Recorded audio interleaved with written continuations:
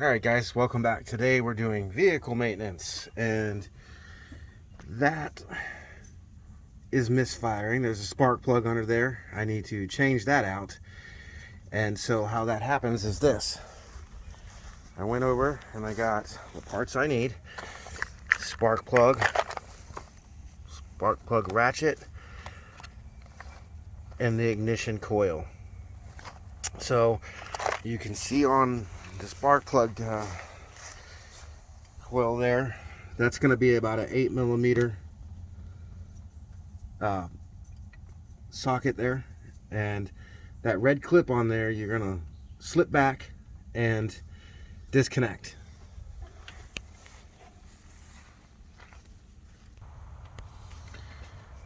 Okay, so you can see there I got that quick release off. Now I ain't gonna lie to you, that quick release can be a pain in the rear end. So that's disconnected. Okay, so this is what the old one looks like here. And I pulled that out, and now I gotta get my spark plug out, which is gonna be down in there. So with those, you wanna be careful. They are porcelain. I recommend getting the spark plug ratchet attachment that kind of gives a little. So do that, get the spark plug out, show you the old one, put the new one in. So there's the old spark plug. We're going to open the new spark plug, which is right here. Be careful with that, buddy. It's porcelain, so it will break. So just to show you the difference, I'll do a little side by side here. Okay, old, new. Now I'm going to repeat the process in reverse.